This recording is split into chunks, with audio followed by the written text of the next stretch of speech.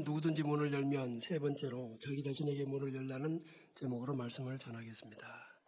오늘 이 본문은 고린도 지역에 있는 교회의 여러 가지 현상들에 대해서 하나님께서 답을 주시는 장면인데, 우리가 이 질그릇, 곧 육체, 부서지기 쉬운 게 육체, 질그릇이죠. 거기에 복에 하나님의 복음도 담았고 하나님의 구원의 은혜도 담았어요. 이것을 가지고 살아가는 동안에 여러 가지로 세상에서 박해를 받으면서 어떤 때는 우리가 곧 죽을 것 같은, 심지어는 또 죽기도 하죠. 그러한 상황에 놓여진 고린도 교인들의 상태, 여기에 대해서 답을 해 주시면서 16절에서 겉사람과 속사람에 대해서 말씀을 하십니다. 그래서 우리가 이 말씀을 오늘 중심으로 삼고 하나님께서 우리 사람을 이 겉사람과 속사람으로 창조하셨다는 사실을 우리가 먼저 기억해 두면서 이 말씀을 상고하도록 하겠습니다. 성경적인 관점에서 볼 때 자기 자신이라는 것은 두 가지입니다. 두 개의 내가 존재한다는 뜻이에요. 창조주 하나님께서 사람을 영혼과 육체로 구성하셨기 때문입니다. 그래서 사람이 죽었다는 것은 이 둘이 분리되었다는 것이고, 영혼이 육체를 남겨두고 떠나서 돌아갔다는 의미입니다. 여러분, 둘이라는 말에는 어떤 것이 포함이 되냐면 비교가 된다는 뜻이 되고, 또 어느 쪽에다가 더 중히 여기는 비중을 두는가 하는 것이 문제점이 발생하게 됩니다. 그래서 옛날의 철학자들은 영혼은 귀하고 육체는 악하다 해서 육체를 학대했습니다만은 그건 절대 성경적 근거가 약한 소리입니다. 성경은 하나님께서 육체도 만드셨고 영혼도 만드셨다고 말씀하시니, 하나님이 악을 창조하셨을 리도 없으며, 또한 우리 육체가 얼마나 소중한지, 육체가 병들면 영혼도 문제가 옵니다. 어떻게 우리가 아무리 마음에 원해도 털어누워 있는 사람이 어떻게 봉사하며 섬기겠습니까? 어떻게 예배하러 잘 나가겠냐고요.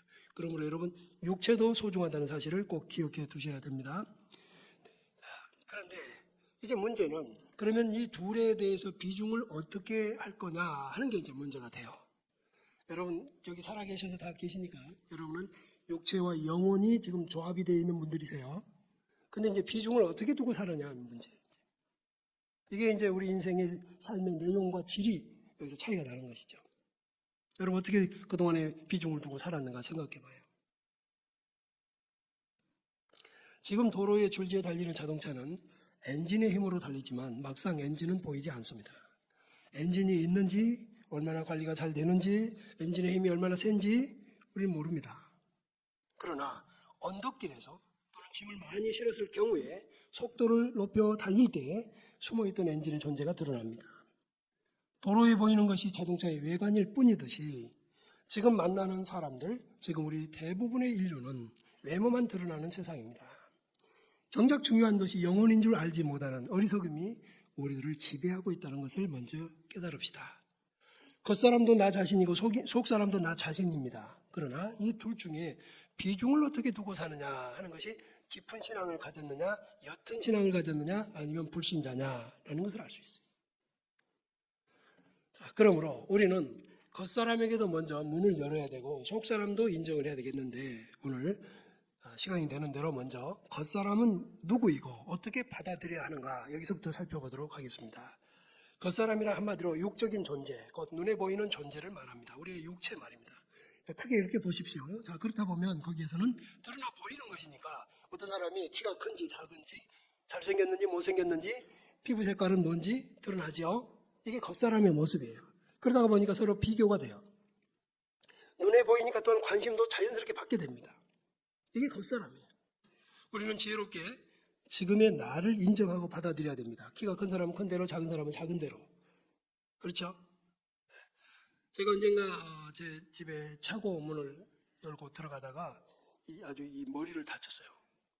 거기 고개를 숙이고 들어가야 되는데 그만 그랬어요. 근데 뒤따라오든지 하면은 꼿꼿이 세우고 들어와도 차이가 없어요. 그때 여러분, 키가 좀 작은 게 부러웠던 때도 있었습니다. 왜냐하면 거기에 피가 났거든. 자, 여러분, 우리는 이것을 인정하고 살자는 거예요. 우리는 현재 모두 다 우리 자신에 대해서 아쉬움과 성장 과정에 대해 결핍, 이것이 아픔으로 남아 있습니다. 없는 사람이 없어요. 그로 인해서 마음의 여유를 갖기가 어렵고, 그로 인해서 또한 대인관계에 문제가 발생하는 원인이 되기도 해요. 우리는 성공과 실패가 그 사람이 갖고 있는 여건이 좌우한다는 오해를 하지만은, 그래서 좋은 가문에서 태어나서 좋은 배경을 가지고 있고 학벌 좋고 외모 좋고 잘생겨서 재산도 많으면 그 사람은 틀림없이 성공할 거라? 그러나 여러분, 인생은 주변 요인보다 더 중요한 것이 있다는 것을 우리는 알아야 됩니다. 이걸 아는 사람이 인생 똑바로 사는 거예요. 그렇지 않은 사람은 겉에 보이는 것 갖추려고 애를 씁니다. 그러다가 인생 낭비하는 거죠. 학자들이 연구한 바에는 성공과 실패의 85%는 대인관계로 결정난다고 그래요. 여기서 대인관계라는 말은 삶의 자세를 의미하고 그 삶의 자세라는 말은 상대방과의 관계에서 드러납니다. 신경질성인 사람이 있어요. 상대방에게 너무 날카로워요. 그 사람 성공하기 쉬울까요? 성급한 사람이 있어요.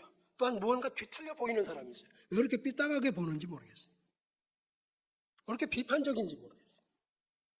화를 잘 내고 감정적인 사람 역시 성공할 확률이 현저히 떨어지게 될 겁니다. 왜? 성공이란 혼자 하는 게 아니니까요. 관계 속에서 하니까. 되게 어린아이들이 이런 반응을 하지요. 인격적으로 성숙한 다음에는 자기를 다루는 능력이 있는 것입니다. 그래서 화가 나도 지금은 화낼 때가 아니야 하고 누를 수 있는 자, 욕이 나오고 저주가 나올 만한 순간에도 자기를 다스려서 극단적인 행동을 금지하게 되는 능력자, 이런 사람들이 결국 인생 바르게 살고 건강하게 살고 건강한 관계 속에서 그래서 그런 진취적인 삶을 이룰 수가 있을 것입니다.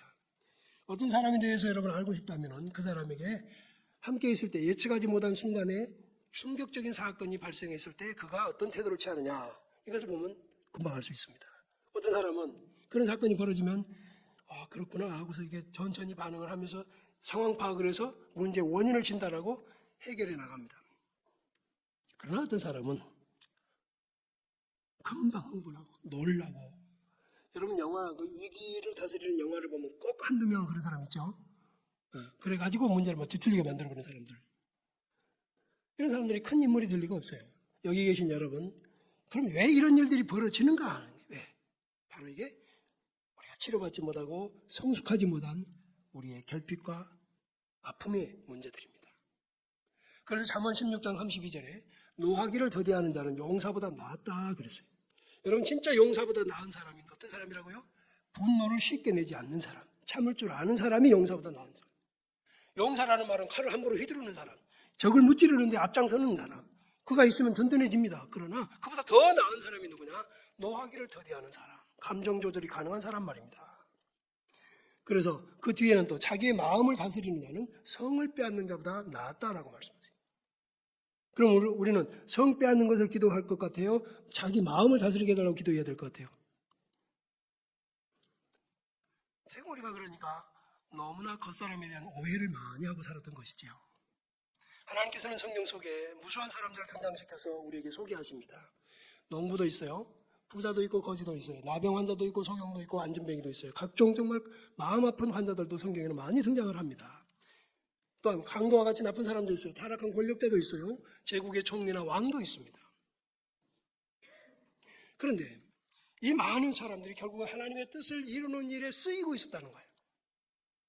대부분의 사람들은 커다란 건축물을 이루는 작은 벽돌 한 장처럼 대작 연극 속에서 조연들처럼 살아갑니다. 인생들 절대 다수는 조연입니다. 조연은 소수에 불과하죠. 연극 한 편에 조연 한 명이면 되지 몇 명이나 되겠습니까? 그렇죠? 이처럼 사람의 여러 현실들 속에서 누가복음 16장에 나오는 거지 나사로가 천국에서 위로를 받는 장면을 성경에 보여주신 것은 그와 비슷한 처지를 사는 우리들을, 그 많은 사람들을 격려하시는 참으로 감동스러운 하나님의 사랑이 아닐 수 없습니다. 자, 여러분, 하나님은 나를 이렇게 만드셨어요. 못난 부모를 만났든지 잘난 부모를 만났든지 인격적인 부모를 만났든지 그러지 못한 부모를 만나서 아쉽든지 간에 어쨌든 간에 지금의 나는 그들이 만든 게 아니라 하나님이 만드셨다는 사실을 믿으시기 바랍니다. 오늘의 여기에 있는 나 자신을 받아들여야 된다는 거예요. 왜 받아들여야 되냐? 그런 부모를 만나고 그런 환경을 만나고 그런 어려운 처지에서 있었던 것은 모두 지금의 나를 만들어서 하나님이 어딘가 쓰시고자 하셨기 때문입니다. 할렐루야. 우리를 이런 틀에도 만들고 저런 틀에도 집어넣을 수 있는 분이신데 흙을 가지고 진흙을 가지고 이렇게도 만들 수 있고 저렇게도 만들 수 있는 분이신데 우리를 지금 여기에 이 자리에 이 모습으로 있게 하신 것은 하나님이시구나 먼저 깨닫기를 바랍니다. 그러므로 하나님이 나를 이렇게 만드셨다면 하지 말아야 할 게 하나 있습니다. 하지 말아야 할 게 있어요. 지금의 나를 하나님이 만드셨다고 믿는다면 하지 말아야 할 것 뭘까? 비교하지 마라. 비교하지 마라. 이 지금 있는 모습 그대로를 받아들여라는 거예요. 누구 탓하지 마라 말이에요. 이제부터는 네 탓이다. 아멘. 그렇죠? 구두 닦기를 하면서도 서울대를 나온 사람도 있고요. 서울대 좀 가라고 학원까지 다 보내줘도요. 못 가는 사람도 있지 않아요? 제가 서울에서 고난매를 기른 어르신의 칠순잔치에 설교를 맡아서 간 적이 있습니다. 지금 풍납동 쪽인데 그때 저는 30대 초반입니다. 여기 여수에 내려오기 전이니까 30대 초반. 근데 그 어르신이 예배를 마친 저에게 목사님 감사하다 그러면서 부끄럽고 마음에 맺혀진 한이 하나 있다고. 내가 고난매를 길렀는데 지금 이 자리에 큰아들이 없대. 큰아들.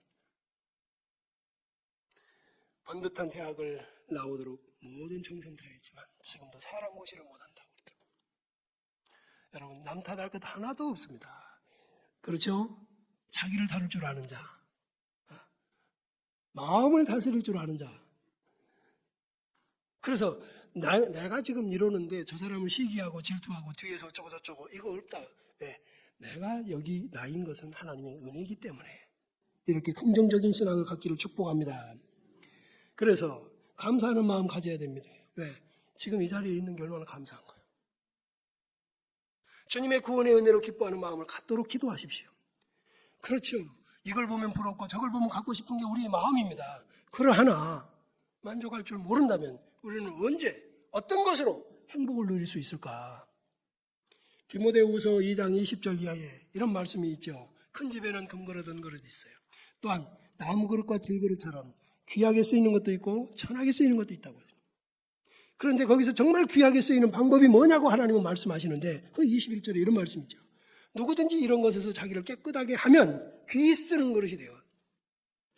여러분 진짜 그릇은요 자기가 자기를 못 닦아요. 근데 왜 이런 말씀하시냐면 이것은 사람을 그릇에다 비유했는데 그 사람은 자기를 깨끗하게 할 수 있다는 거예요. 할렐루야.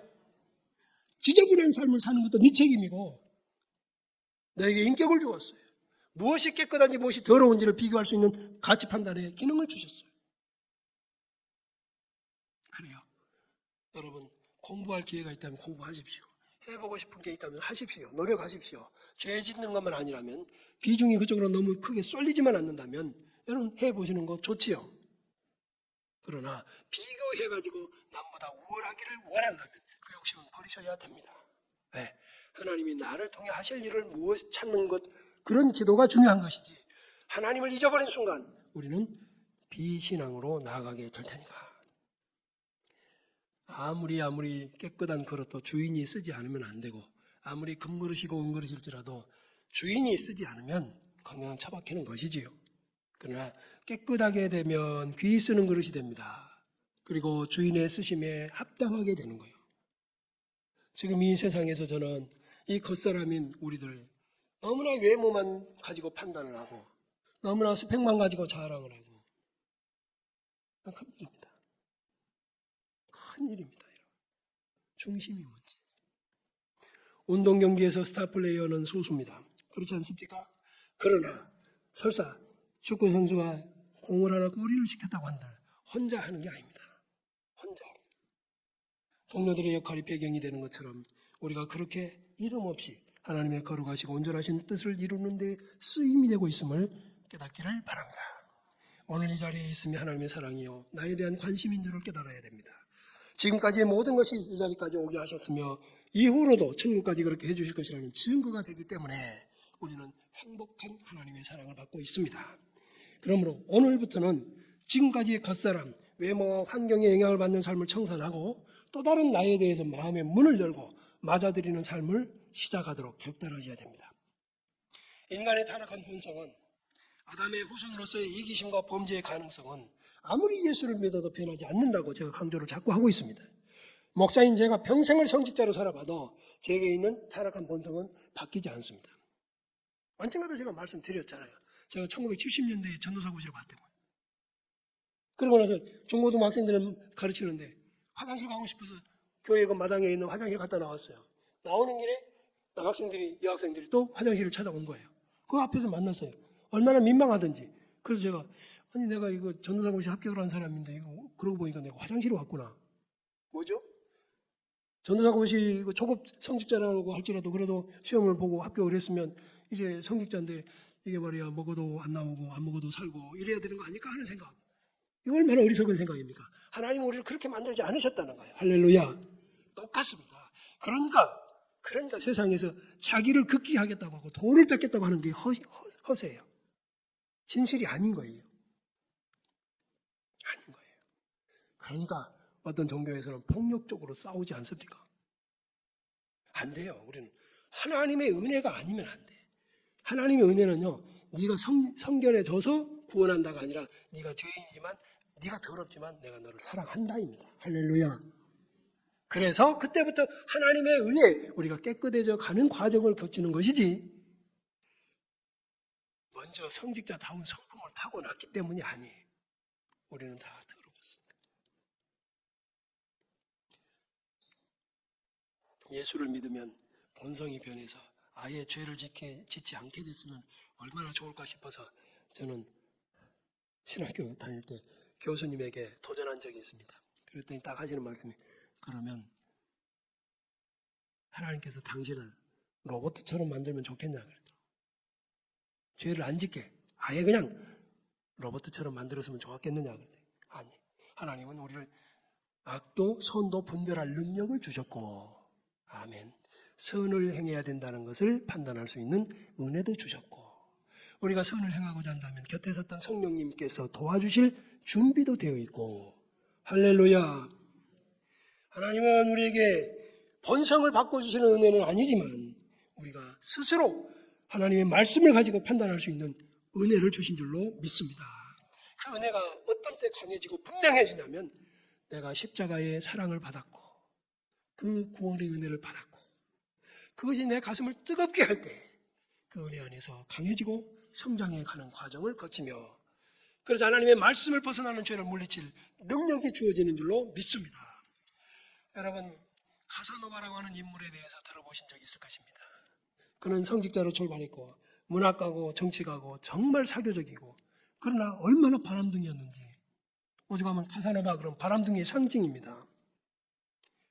그러나 그런 삶을 결혼 전에는 살았을지라도 결혼하고 자신의 배우자가 생겼으며 결혼식에서 서로를 사랑하기로만 약속을 했다면 이제는 자신의 아내가 있으니 어떤 유혹에도 물리치고 지조를 지키는 것, 그것이 인격자입니다. 여러분, 하나님은 우리를 구원하셔서 자기 자녀 삼으셨어요. 천하 만민 중에서 구별하셔서 바닷가의 모리알처럼 밤하늘의 별처럼 많은 중에 우리를 자녀 삼으셨다. 그 사랑이 얼마나 큰가. 그 사랑에 젖어서 뜨거운 눈물을 흘려보는 순간이 오기를 축복합니다. 그 순간이 와야 합니다. 그래야 죄를 이길 수 있습니다. 너무나 그 사랑이 감사하고 행복해서 내가 다시 죄를 지을 수가 없는 그런 용기를 주시고 능력을 주시는가 신앙생활을 하는 겁니다. 그래서 신앙생활이란 하나님이 나를 사랑하시는 걸 깨닫는 것이고, 그리고 그 사랑에 반응하여 사는 것입니다. 사랑은요, 전염이 되고 느껴집니다. 배우자가 나를 사랑하면 나도 사랑하는 것이고요. 사랑은 관계성입니다. 관계적이에요. 일방적인 사랑을 짝사랑이라고 하는데 그것처럼 불행한 게 없는 거예요. 동숙의 노래라는 게 있었습니다. 들어본 분이 아실 거예요. 문주란의 노래입니다. 70년대인가 나왔을 거예요. 그건 현실을 바탕으로 한 노래예요. 한 여공이 대학생을 짝사랑, 그리고 서로 이제 서로 만나서 사랑하게 됩니다. 그리고 학비를 다 대고 뒷바라지를 하죠. 그런데 나중에 자기의 어떤 자리가 되니까 이 말도 안 되는 초등학교 이 여학생 여기를 외면하지요. 그래서 한이 맺혀서 죽입니다.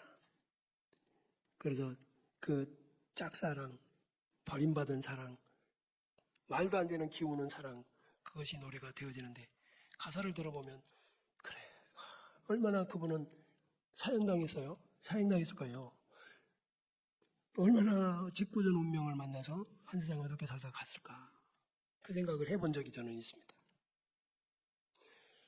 여러분, 하나님과 우리는 얼마나 기우는 사랑의 상대입니까? 그렇죠?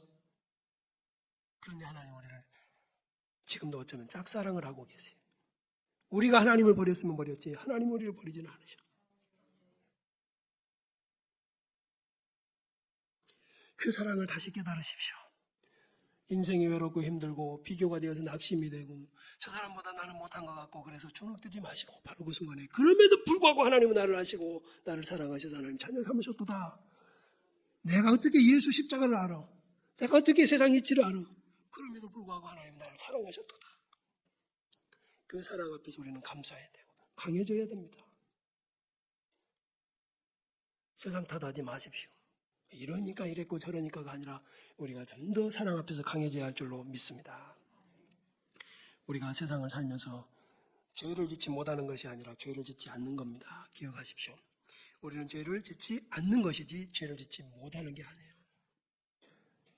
왜 죄를 짓지 않느냐? 하나님이 금하신 것이니까. 요셉은 성불구자가 아니었습니다. 그러나 성범죄를 하지 않았습니다. 상대가 적극적으로 와서 어디 가서 변명하고 해명할 만한 처지였지만 안 했습니다. 왜요? 못한 것이 아니라 성범죄를 못하는 존재가 아니라 할 수 있었지만 하지 않은 거다 그 말이에요. 왜? 하나님을 존경하고 그 주인을 존중했으니까요. 우리가 가진 자동차들은 대부분 200km가 넘게끔 계기판에 찍혀 있죠. 근데 우리 그렇게 안 달립니다. 왜요? 법에서 금기를 했으니까요. 그렇게 안 달립니다. 우리는 하나님의 말씀이 금지를 했기 때문에 우리 외모의 이 겉사람이 아무리 타락한 본성을 가지고 우리를 자꾸 자극한다고 해도 우리는 죄 안 짓는 거예요. 왜? 그 사랑 앞에 있는 거예요. 사랑하는 우리 형제와 자매 여러분, 여러분이 학벌이 낮고 가진 게 없고 여러분이 남보다 내놓을 게 없고 저나 비슷하게 다 그렇게 살아오시잖아요. 그런데 우리가 거기서 비교를 하면 하나님 잊어버리는 겁니다. 우리가 자꾸 겉사람에게 비중을 높여버리면 속사람을 놓치는 것입니다. 진짜는 속사람에게 비중을 높여야 겉사람이 별것 아닌 것처럼 되어서 우리는 진짜 겉사람조차도 행복하게 만들 수 있습니다. 자동차를 다시 예를 들어보겠습니다. 우리 교회 여러분, 자동차 겉은 번지르르하게 하면서 번네트 한 번도 안 열어봤다면 도로에서요 자동차가 주행 중이다가 불이 났어. 어디서 나죠? 엔진룸에서 납니다. 그러면 뭐가 문제가 되는 거냐고. 겉은 멀쩡한 차가 반짝반짝한 차가 가끔 그런 게 있었잖아요. 사람이 아무리 고대광실 높은 집을 짓고 세상의 권력을 한 손에 쥐다르면서 산다고 해도 그 엔진인 속사람이 문제가 생겼으면 그 사람 인생 불나버리는 건 한순간이에요. 시한폭탄 같은 것입니다, 여러분. 그러므로 이 시간에 우리를 이 자리에 두시고 우리에게 사람이란 이런 거야 라고 가르쳐 주시는 은혜 앞에 있으니 여러분 행복해 하시고 감사하시기를 바랍니다. 우리는요 예수를 믿어도 우리 안에 이런 게 있습니다. 로마서 7장 19절에 보면 원하는 바 선은 행하지 않냐고 도리어 원하지 않는 악을 행하는 거예요. 만일 내가 원하지 않는 그것을 행하면 이를 행하는 건 내가 아니고 내 속에 거하는 죄다. 자, 여기서 깨달아 봐요. 목사는 죄를 안 지을까? 여러분 신앙생활 수십 년 했는데 은혜 받고 교회 안에서 성도들 앞에서 인정받는 중직자가 됐으면 죄 안 짓습니까? 아닙니다. 원하는 선을 행하지 않고 원하는 하나님의 말씀대로 살고 싶은 것은 있는데 왜 그게 안 될까? 우리가 많이 성숙해서 그런 것들을 굉장히 이겨나가는 중에 있지만 그럼에도 불구하고 우리는 늘 실수하고 자빠지고 허물이 생깁니다. 그래서 깨닫는 게 이겁니다. 선을 행하기 원하는 나에게 악이 함께 있도다. 이 세상살이에서는 언제나 그렇습니다. 그러므로 누구라도 죄 지은 사람을 함부로 비판할 것 아니고 나는 앞으로도 죄를 안 질 거다라고 장담하지도 못할 것이고 그래서 우리가 늘 기도하면서 하나님의 은혜 앞에 엎드려야 되는 줄로 믿습니다. 사람들이 매일같이 외모를 가꾸면서도 영혼에 무관심한 경우가 대부분입니다. 자동차 엔진은 아무리 관리를 잘해도 세월 따라 노후되지만 희한하게도 사람의 영혼은 세월이 갈수록 날마다 새로워지는 법을 고린도후서 4장에 알려주셨습니다. 아까 우리가 읽었지요? 16절 한 번 더 읽어보겠습니다. 그러므로 우리가 낙심하지 아니하노니 우리의 겉사람은 낡아지나 우리의 속사람은 날로 새로워지도다. 왜 그럴까? 왜 그렇게 될까? 하나님입니다. 하나님을 사모하면 새로워집니다. 할렐루야. 영혼 중심으로 살아가고 속사람 중심으로 살아가면 그 속사람은 늙지 않고 더욱더 새로워집니다. 그래서 세상이 아무리 강팍하고 세상이 아무리 살기가 힘들어져도 여호와를 앙망하는 자는 독수리가 날개치며 올라간 것 같이 올라갈 거라고 말씀하셨으니 그걸 경험하시기를 축복합니다. 세상에서 가장 높이 나는 새가 독수리라고 하잖아요. 여호와를 앙망하는 영혼은 세상 탓하고 외모 탓하고 자기의 출신 배경 탓하면서 주저앉고 골짜기에 처박히는 것이 아니라 올라간다. 이게 행복한 인생, 건강한 인생 아닐까요?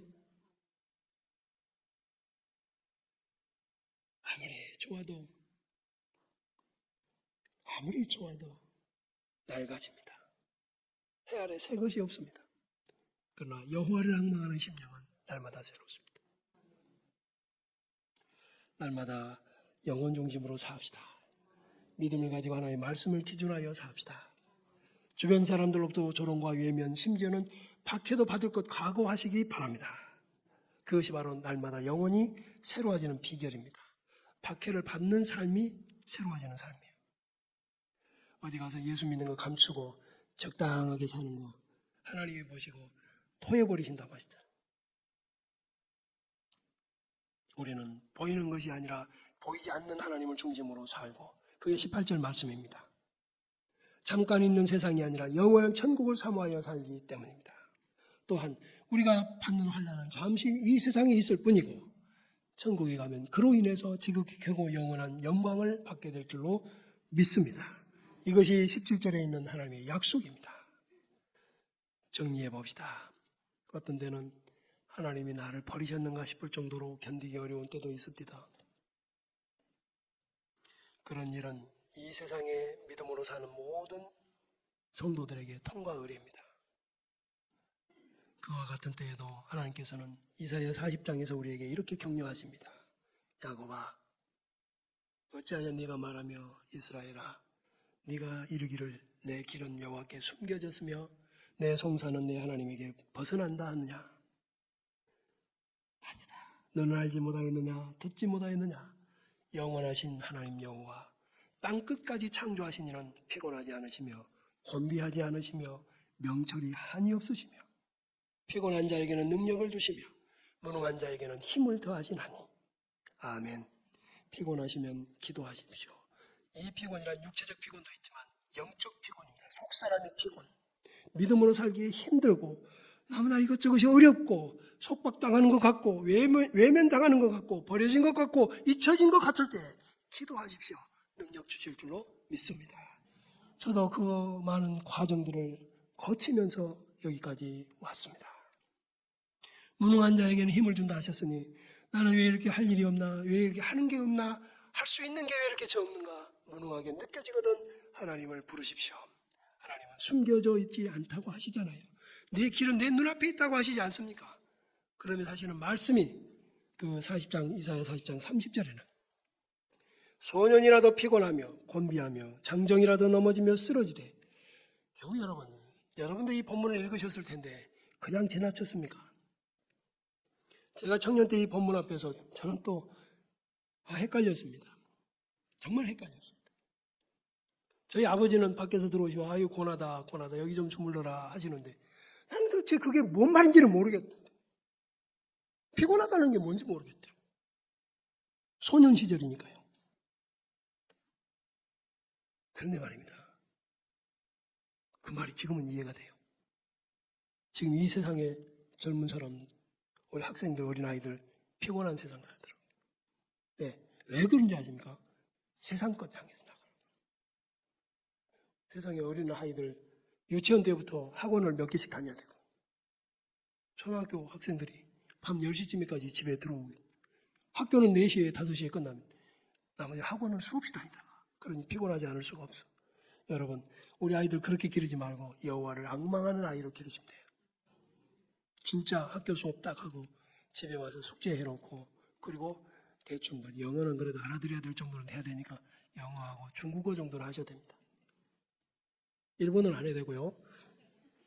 중국어 정도는 하셔야 앞으로 저 두 나라가 대단할 테니까.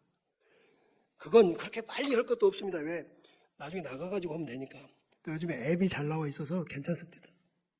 자, 그다 치고 이 어린아이들에게 성경 가르치고 여호와를 앙망하는 법을 가르치십시오. 그러면 아무리 이 소년이 피곤한 시대에라도 여호와를 앙망하는 자로서 독수리 날개치며 올라간 것 같을 것이죠. 장정이 넘어지며 쓰러진다는 말씀 또 어려운 말입니다. 우리가 장정이 되기까지 얼마나 많은 걸음마 연습을 했는데 이제는 무게중심이 딱 익숙해 돼 있는데 안 넘어집니다. 그럼에도 불구하고 넘어지는 세상입니다. 지금 얼마나 많은 가장들이 삶의 의욕을 상실하고 삶의 이유를 상실한 채 스스로 왜 그런가요? 장정이 왜 그렇게 됐을까요? 그 장정이 무엇을 바랐길래 그랬을까요? 바로 이 겉사람 중심으로 살았기 때문에. 겉사람 중심의 삶을 살면 장정도 넘어지고 자빠지는 거예요. 성공했다고 할 때 쓰러지는 것이고요. 그런데 31절은 오직 여호와를 앙망하는 자는 새 힘을 얻으리니 할렐루야. 날마다 새 힘을 얻게 되기를 축복합니다. 독수리가 날개치며 올라간 것 같다. 세상에서 가장 높이 난다는 독수리 같이 올라간다. 여러분, 이게 무슨 말인지 알아요? 하나님의 의에 올라간다는 뜻이에요. 인간은 자신의 의에서 올라가는 게 아니고 하나님의 의에 올라간다. 다른 박질하여도 곤비하지 않고 걸어가도 피곤하지 않는다. 목표를 향한 진취성을 말합니다. 우리가 바라는 거 아닙니까? 저는 이런 결론을 내리고 싶습니다. 이 세상에서 믿음으로 사는 것이야말로 자기 자신에게 가장 착한 일을 하는 것이라고 말입니다. 자기 자신에게 가장 착한 일을 하는 거. 믿음으로 사는 거예요. 말씀으로 사는 거. 자기 장래를 비참하게 만들지 않는 거예요. 하나님의 법도를 따라서 창조 원리를 따라 사는 것이야말로 자기 자신에게 가장 착한 일을 하고 있는 겁니다. 여리오 소설가 조영아의 감나무야 미안해라는 글이 있었습니다. 거기에 감나무가 죽어간 마당에 있는 어린 시절에 그 따먹고 있던 추억 어린 나무가 죽어가는 걸 안타까움. 그래서 집에서 원인을 찾고 뿌리를 파봤더니 이웃집 하수도에서 유출된 오수가 뿌리를 썩게 만들었던 거예요. 그렇게 오랜 세월 동안 그늘이 되어주고 기쁨이 되어줬던 감나무의 뿌리가 썩으니까 이 말이 무슨 말이냐? 보이는 것만이 아니라 보이지 않는 것도 이렇게 중요하다는 거예요. 자동차의 외관만 삐까번쩍이 아니라 엔진도 관리를 해야 된다는 거예요. 우리 사람에게는 이렇게 겉사람 속사람이 있습니다. 속사람에게는 의지와 정서, 판단과 결단과 인생관과 가치관이 들어 있습니다. 이 속사람, 우리 이 속사람이 건강하면 건강한 의지와 건강한 정서가 나옵니다. 건강한 판단과 가치관이 형성이 됩니다. 그래서 우리가 하나님의 말씀을 따라서 사는 이 속사람이 내 인생의 건강 여부를 결정하는 거예요. 속사람에 대해서는 다음 주는 맥주 감사 주일이고 그 다음 주일에 다시 한 번 더 같이 상고하도록 하십시다. 일어나셔서 같이 찬양하겠습니다.